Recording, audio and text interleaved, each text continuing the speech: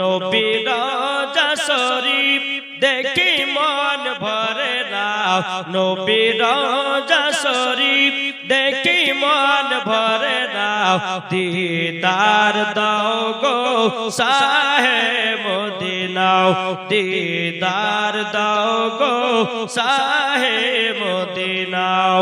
আরশের মেহমান করেছেন আল্লাহ, কত শান কত মান মোর কামলিওয়ালা, ও গো মদিনাওয়ালা জোরে, ও গো মদিনাওয়ালা করো করুণা, দিদার দাও গো শাহে মদিনা, দিদার দাও গো শাহে মদিনা। নবীর রওজা শরীফ দেখে মন ভরে না, দিদার দাও গো শাহে মদিনা জোরে। তাহলে বাবা যে মুসলমান, এই সোনা মানিকেরাও আপনাদের কাছে একটাই প্রশ্ন করব, প্রশ্নের উত্তর দিতে হবে বাবা। কি দিবেন? একটা প্রশ্ন। আচ্ছা বলুন তো আমাদের কলমা কি? আচ্ছা একজন কি বলবেন আর আপনার বলবেন না? আগো জি বলেন কি? আমাদের কলমা হচ্ছে লা ইলাহা ইল্লাল্লাহ মুহাম্মাদুর রাসূলুল্লাহ সাল্লাল্লাহু তাআলা আলাইহি ওয়াসাল্লাম। কি ঠিক না? তাহলে নবীজির কলমা কি এগুলা আমাদেরকে জানতে হবে। অনেক মানুষ জানে না, অনেক মানুষ জানে না, মসজিদে যায় আর ঠকাঠক শীষ দেবারে বাড়ি পালিয়ে আসে, কিন্তু আসল মেন পয়েন্ট কোনটা সেটা আমরা জানি না। জানি? তাহলে বলুন নবীজির কলমা কি? না না না না না, এই তো এখানে ভুল হয়ে গেল। আমাদের কলমা হচ্ছে লা ইলাহা ইল্লাল্লাহ মুহাম্মাদুর রাসূলুল্লাহ সাল্লাল্লাহু আলাইহি ওয়াসাল্লাম। নবীজির কলমা কি সেটা হবে? নবীজির কলমা হবে লা ইলাহা ইল্লাল্লাহ ইন্নী রাসূলুল্লাহ জোরে বলেন। এই কি বললাম জি, কি বললাম? নবীজির কলমা লা ইলাহা ইল্লাল্লাহ ইন্নী রাসূলুল্লাহ। তাহলে বলুন আমাদের কলমা নবীজির কলমা কি এক? জি এক নয়। তাহলে বাবাজি চরণ হযরতে আদম নবীর কলমা কি? কি গো আদম নবীর কলমা কি?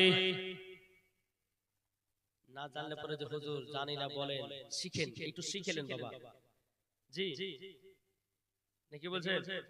আদম নবীর কলমা হচ্ছে লা ইলাহা ইল্লাল্লাহ মুহাম্মাদুর রাসূলুল্লাহ জোরে বলেন।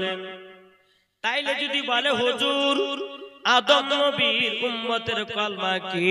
লা ইলাহা ইল্লাল্লাহ আদম সফিউল্লাহ হযরতে ইব্রাহিম খলিলুল্লাহর কলমা হচ্ছে লা ইলাহা ইল্লাল্লাহ মুহাম্মাদুর রাসূলুল্লাহ।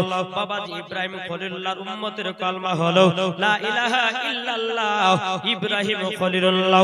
মুসা নবীর কলমা হচ্ছে লা ইলাহা ইল্লাল্লাহ মুহাম্মাদুর রাসূলুল্লাহ সাল্লাল্লাহু তাআলা সাল্লাম।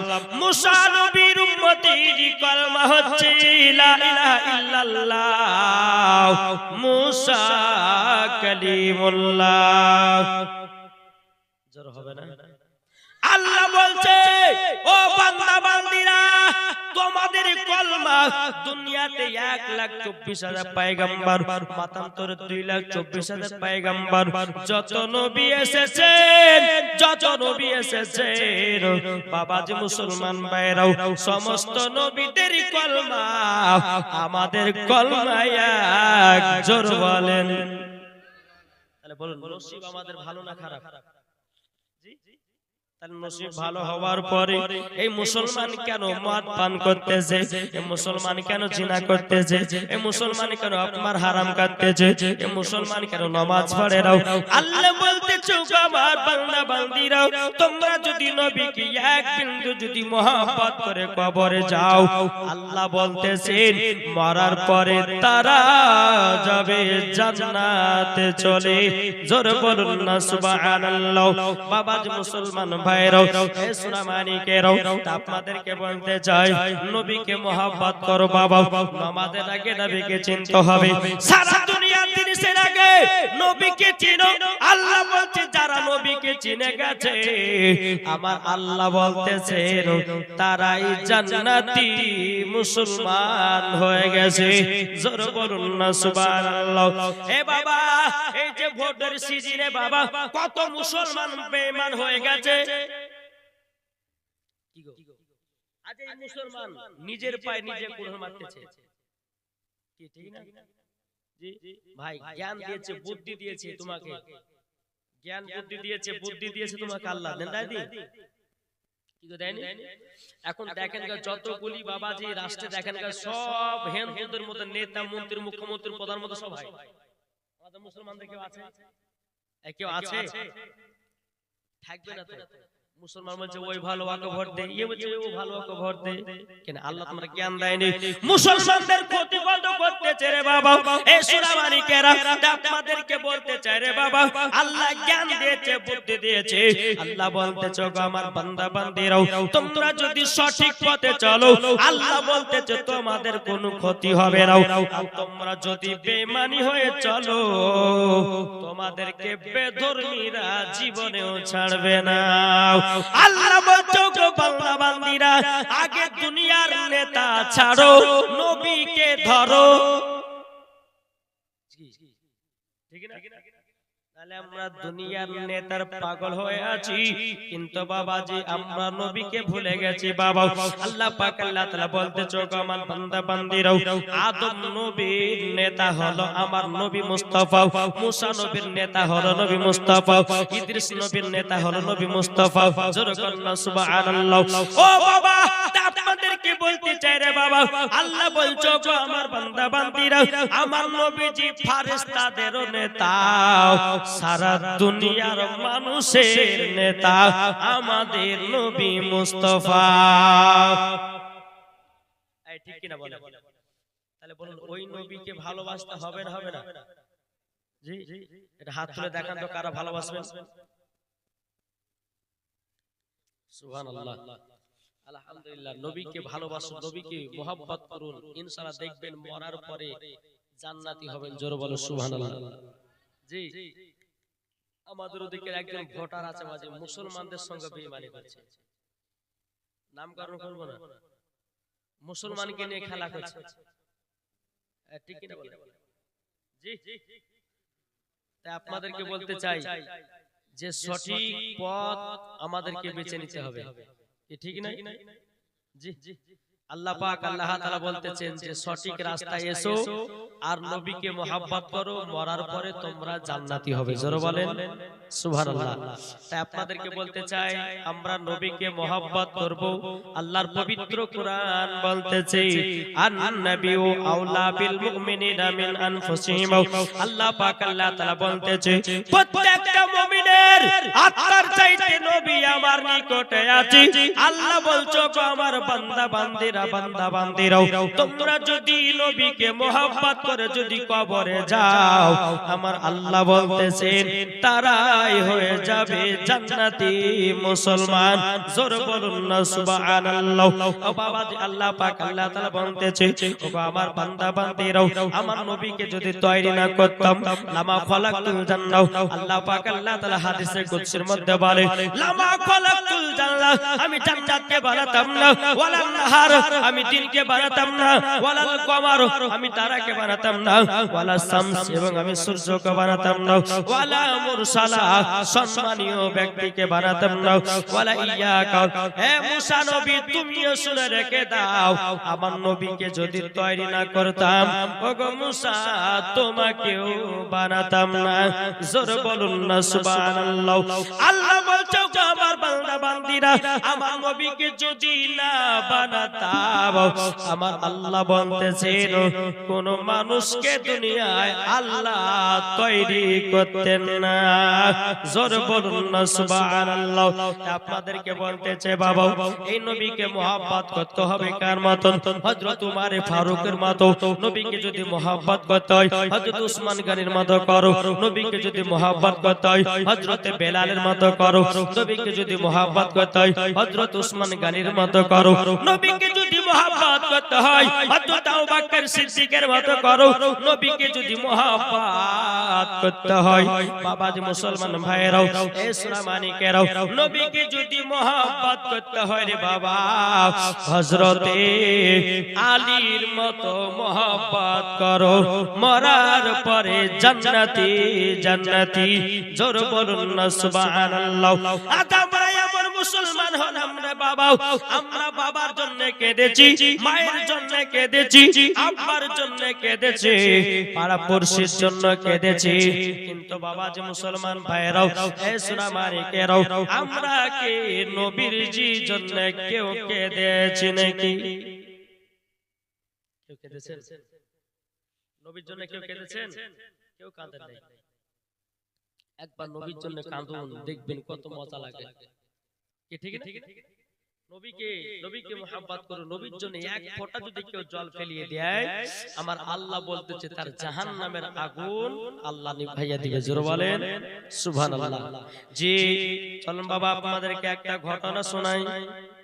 বাবাজি আমার নবী মুস্তাফার প্রেম মহব্বতে একটা শুকনো খেজুরের গাছ কান্না করে। কে? শুকনো খেজুরের গাছ নবীর বিরহে কান্না করে। চল বাবাজি আমার নবী মুস্তাফা নূরে মুজাসসাম, নবী কামলি ওয়ালা, মক্কি ও সরদার, আহমদে মুক্তার, নবী মুহাম্মদ রাসূলুল্লাহ সাল্লাল্লাহু তাআলা আলাইহি সাল্লাম, তিনি বেরাদর ইসলাম মাদের সামানিকরাম মসজিদে নববীতে বাবা একটা শুকনো খেজুরের গাছে হিলানা দিয়ে খুতবা দিতেন। হযরত আবু বকর সিদ্দিক বলছেন নবী গো, ভগত নবীজি সামনে জুম্মাতে আমার জন্য একটা মেম্বার নিয়ে আসবো। কি নিয়ে আসবো? মেম্বার মানে বুঝেন তো, যেখানে মসজিদে ইমাম সাহেব দাঁড়িয়ে জুম্মার দিনে খুতবা দেয়, ওটাকে বলা হয় মেম্বার। জি ওই মেম্বারটা নিয়ে আসবে কে? কি নিয়ে আসবে? হযরত আবু বকর সিদ্দিক রাদিয়াল্লাহু তাআলা আনহু। জোরে বলেন সুবহানাল্লাহ। হযরত আবু বকর সিদ্দিক রাদিয়াল্লাহু তাআলা আনহু তিনি বলতেছেন, বলো গো আমার বান্দা বান্দিরা, তোমরা শুনে রেখে দাও, একটা শুকনো গাছ যদি নবীর বিরহে কান্না করে, তাহলে আমাদেরকে কতটা কান্না করার দরকার। কি ঠিক না? আমি হক কথা বলবো বাবা। জি এই হক কথা বলতে গিয়ে যদি মরে যেতে মরে যাব, অসুবিধা নাই। আল্লাহ বলতেছেন ওয়া কুল জাল হাক্কু ওয়া জাহাকাল বাতিলু ইন্নাল বাতিলা কানা জাহুকা। কি ঠিক না? হক কথা চলুন, হক কথা বলুন, হকে আল্লাহ খুশি হবে। আর হক কথা দুনিয়াতে বললে কিছু কিছু বন্ধুরা বেজার হবে। আরে বাবা ভয় কিসের? আরে মরতে তো একদিন হবে। কেন? আরে মরতে একদিন হবে, হক কথা বলে মারো। আমার আল্লাহ বলতেছে তোমার কবরে জান্নাতি বানাবো। জোরে বলো। আজ আমাদের মুসলমানদের প্রত্যেকটা মুসলমানদের গলা চাপে রেখেছে। মুসলমানরা হক কথা বলতে পারে না, মুসলমানরা আবার সত্য কথা বলতে পারে না। আজ এই মুসলমানদের এতটা খারাপ দুস্তুর চলতেছে বেরাদার, এত খারাপ চলতেছে। আজ আমরা মুসলমান, একটা মুসলমান মার খাচ্ছে আর 10 জন মুসলমান ঘর থেকে দাঁড়িয়ে দাঁড়িয়ে হাসছে আর দেখতে চরমায়। আছে না? জি বাবাজি খবরদার আপনাদেরকে বলতে চাই, নবীকে চিনুন, নবীর প্রতি ভালোবাসা রাখুন, ইনশাআল্লাহ মরার পর জান্নাতে। জোরে বলুন সুবহানাল্লাহ। একবার দুরূদ শরীফ পাঠ করুন। আল্লাহুম্মা সাইয়্যিদিনা মাওলানা মুহাম্মদ ওয়া আলা সাইয়্যিদিনা মাওলানা মুহাম্মদ সাল্লাল্লাহু তাআলা আলাইহি ওয়াসাল্লাম। এই বেরাদর ইসলাম মুআদ্দাস সামানিকরাও, এই সোনা মানিকেরাও, চল বাবাজি এগিয়ে যাই। আবু বকর সিদ্দিক বলছে বড় নবী গো, সামনে জুম্মা জুম্মাতে একটা মেম্বার নিয়ে আসবো। নবী গো মেম্বারে দাঁড়িয়ে দাঁড়িয়ে আপনি খুতবা দিবেন। আবার নবী বলতেছে বলো গো আবু বকর ঠিক আছে তাই হবে, তুমি তাই নিয়ে আসো। বিরাদার যখন জুম্মার দিন আসলো, হযরত আবু বকর সিদ্দিক রাদিয়াল্লাহু তাআলা আনহু তিনি মেম্বারে রাসূল নিয়ে এসেছেন, আমার নবীর সম্মুখে রেখে দিয়েছেন। আমার নবীজি ওই মেম্বারে দাঁড়িয়ে দাঁড়িয়ে খুতবা দিলেন। আর যে নবী আমার প্রত্যেক জুম্মাতে শুকনো খেজুরের গাছে হিলানা দিয়ে বাবা খুতবা দিতেন, ওই গাছটাকে সরিয়ে মসজিদের এক কোণা দেখে রাখা হয়েছে। বিরাদর ইসলাম ওয়াদাস জামানি কিরাম, আমার নবীজি যখন বাবা জুম্মার নামাজ 2 রাকাত পড়ালেন বাবা, ডানে বামে সালাম ফেরালেন, কে জানো গুনগুন গুনগুন করে কান্নার আওয়াজ করতেছে। আমার নবী বলছে গো আবু বকর কে জানো কান্না করতেছে, ওগো আবু বকর একবার জলদি করে দেখো না আশেপাশে গিয়েও। হযরত আবু বকর সিদ্দিক রাদিয়াল্লাহু তাআলা আনহু তিনি আশেপাশে গিয়ে বাবাজি কাউরের কান্না দেখতে পেল না। মসজিদের ভিতরে এসে বলছে নবী গো কে কান্না করছে, আমি তো দেখতে পেলাম না। হযরত উমর ফারুক বলতেছে বলে নবী গো আপনি মনে হয় এই মসজিদে যে খেজুরের গাছটা রেখেছেন, নবী গো ওই গাছ থেকে জানো কান্নার আওয়াজ জানো আসতেছে। জোরে হবে না? কান্নার আওয়াজ আসতেছে। আমার নবীজি কি করলেন বাবা, এক পা দুপা করে শুকনো খেজুরের গাছে গিয়ে বলতেছে গাছ তুমি কান্না করো কেন, কিসের জন্য কান্না করো? গাছ তখন বাবা কথা বলতে লেগেছে, বলে নবী গো আপনি আমাকে হিলানা দিয়ে প্রত্যেকদিন খুতবা দিতেন, ওগো নবীজি আপনি আমাকে হটিয়ে দিয়েছেন, আপনার শরীরের সঙ্গে স্পষ্ট করতে আর পাবো না, তাই জন্য নবী গো আপনার বিরহে নবী গো কান্না করতেছি। জোরে বলেন সুবহানাল্লাহ। আমার নবীজি আপনার খেজুরের গাছে হাত বুলাইয়া দিলেন, বাবা কান্নাটা থেমে গেল, কিন্তু বাবা ওই খেজুরের গাছের হিপানি আর থামলো না। আমার নবী বলছে খেজুরের গাছ তুমি কান্না থেমেছো, তোমার হিপানি কেন বন্ধ হয় না? তখন বলছে নবী গো আপনার সাথে আমি আর থাকতে পাবো না, তারই জন্য নবী আমি এখনো কান্না করতেছে। আমার নবীজি বাবা আবার শুকনো খেজুর গাছে হাত দিলেন, আল্লাহর কি কুদরত, ওই শুকনো খেজুরের গাছ আল্লাহ পাক আল্লাহ তাআলা আমার নবীজির হাতের বদলাতে বাবাজি জিন্দা করে দিয়েছে। এর জোরে হবে না সুবহানাল্লাহ? নবীজির হাত মুবারক রাখার পরে শুকনো গাছ জিন্দা হয়ে যেতে পারে, তাইলে বলুন না ওই নবীর প্রেমিক হওয়ার দরকার আছে না নাই? কি গো শুকনো গাছ বেরাদের ইসলাম ওয়াদাস জামানি কিরাম, এ সুনামানি কেরাও আমার নবীজি বলতেছে এ গাছ তবে শুনে রেখে দাও তুমি আমার সঙ্গে থাকবে জান্নাতে জান্নাতে, এবং তোমার নাম রেখে দিলাম উস্তুনে হান্নানা। জোরে বলুন না সুবহানাল্লাহ। কি নাম রাখলেন নবী? আমার গাছটার নাম রাখলেন উস্তুনে হান্নানা। জোরে বলেন সুবহানাল্লাহ। জি তাই তো কবি বলতেছে কি আমার সাথে সাথে বলবেন তো আমার আল্লাহ খুশি হবে, কি হবে না? কি গো বলবেন না বলবেন না? এদের মনে হয় আমার কথা বুঝতে পারছেন না, পারছেন না? তাহলে আমার সাথে সাথে বলুন রহমতে আলাম নবী নূরে মুজাসসাম। কি গো বলবেন না? বলুন রহমতে আলাম নবী নূরে মুজাসসাম, সাহাবীরা আতর বানায় ওই নবীজির ঘাম, সাহাবীরা আতর বানায় ওই নবীজির ঘাম। রহমতে আলাম নবী নূরে মুজাসসাম, সাহাবীরা আতর বানায় ওই নবীজির ঘাম। উস্তুনে হান্নানা একটি খেজুর গাছের নাম, যাকে ধরে খুতবা দিতেন রাসূল আকরাম।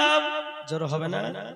উস্তুনে হান্নানা একটি খেজুর গাছের নাম, যাকে ধরে খুতবা দিতেন রসুল একরাম নবীর বিরহে গাছটি কাঁদিতে রহে জান্নাতের ওই রুমে রুমে লেখা নবীর নাম জান্নাতের ওই রুমে রুমে লেখা নবীর নাম রহমতে আলাম নবী নূরে মুজাসসাম সাহাবীরা আতর বানায় ওই নবীজির ঘাম আমরা তো ভাগায়াজি নবী ছিলাম না নবীর প্রেমে পাগল যারা যাবে মদিনা জোরে বলেন আর তো জোরে হবে না আমরা তো ভাগায়াজি নবী ছিলাম না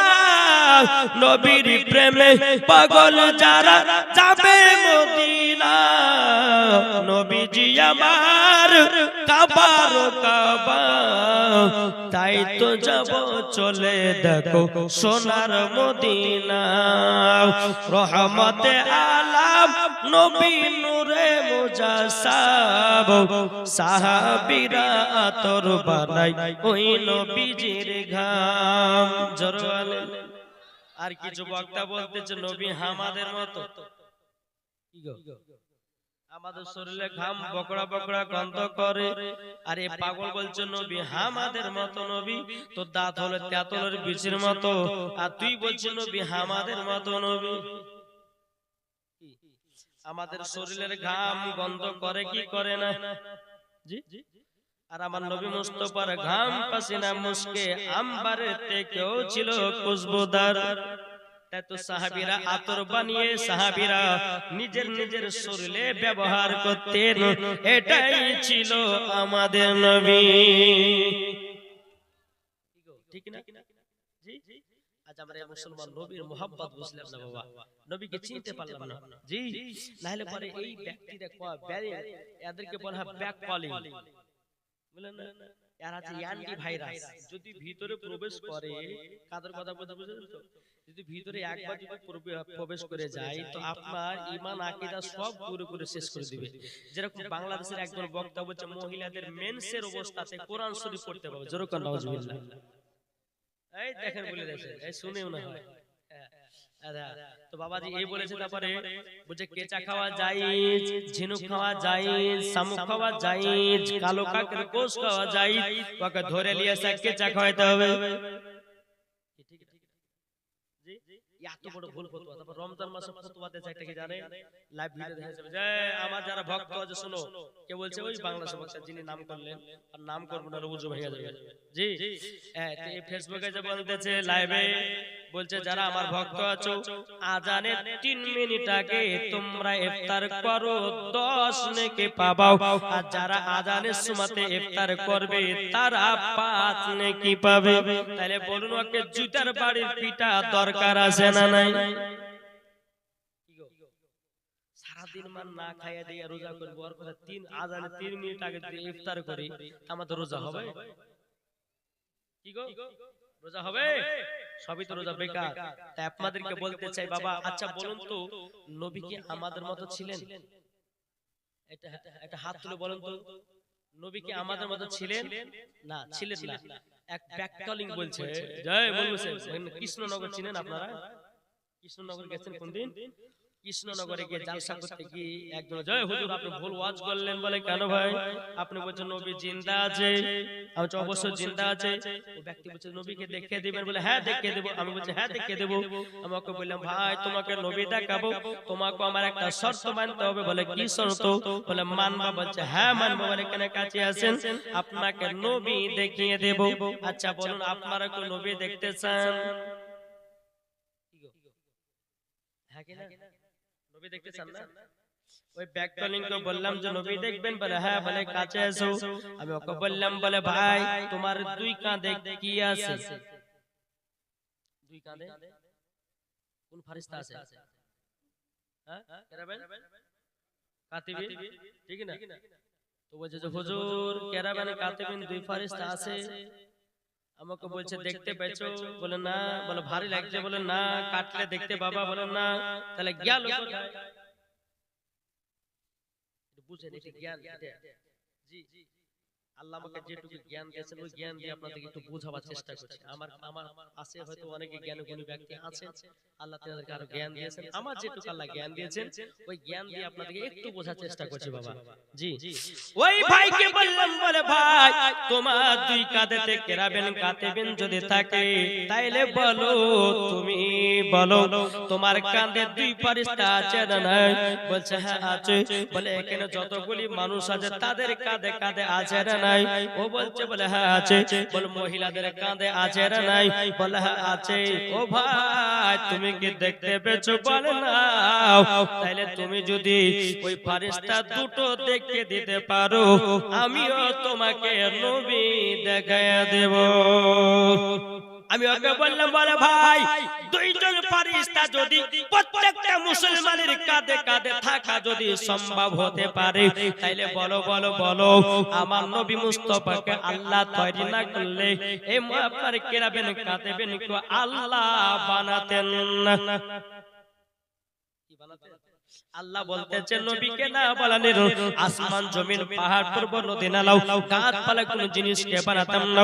আল্লাহ বলতেছে আমার নূর দিয়া নবীকে বানালাম, নবীর নূর দিয়ে সারা জাহানকে পয়দা করলাম। তাইলে বাবা যে মুসলমান ভাইরাও এই সূরা মানিকেরাও ওই ভাইকে বললাম, ভাই যদি ওই দুইজন ফেরেশতা প্রত্যেকটা মানুষের কাঁধে কাঁধে থাকা যদি সম্ভব হতে পারে, যাওয়া যদি সম্ভব হতে পারে, তাহলে আমার নবী মুস্তাফা এই জায়গায় হাজির ও নাজির আছে কিনা? আমার কথা কি বুঝতে পারছেন? এটাই বাবা ফেরেশতাদের আকীদা, এটাই বাবা তাবেঈনদের আকীদা, এটাই বাবা সাহাবাদের আকীদা, এটাই বাবা ওলিদের আকীদা, এটাই বাবা সুন্নিদের আকীদা।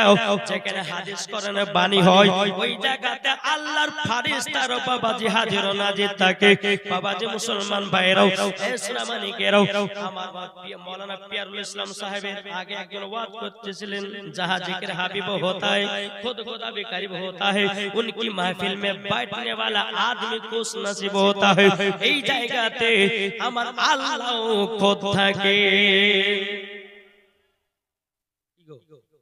আমার কথা বুঝতে পেরেছেন? জি, তাহলে বলুন আমার নবীজি এই জান্নাতি বাগানে হাজির ও নাজির আছে না নাই? একটু জোরে বলেন না।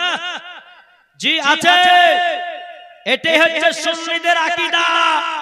আজ পর্যন্ত কোন মায়ের লাল প্রমাণ করতে পারেনি হাদিস কোরআন থেকে যে নবী আমাদের মুর্দা, এই কথাটা কেউ প্রমাণ করতে পারেনি আর কিয়ামত পর্যন্ত পারবে না। এটাই হচ্ছে সুন্নিদের আকীদা। জোর হবে না সুবহানাল্লাহ? জি, তাহলে বাবাদের মুসলমান আপনাদেরকে একটা কথা বলি। আচ্ছা বলুন, আপনাদেরকে একটা প্রশ্ন করলাম যে নবী আমার জিন্দা না মুর্দা? তো তবে একটা কথা বলি আপনাদেরকে, যে অনেকে ব্যক্তি বলে না যে নবী মরে মাটির সঙ্গে মিশে গেছে, বলে না? অনেকে ব্যক্তি বলে না যে মাটি নবীকে মাটি দিয়ে তৈরি করা হয়েছে, বলে কি বলে না?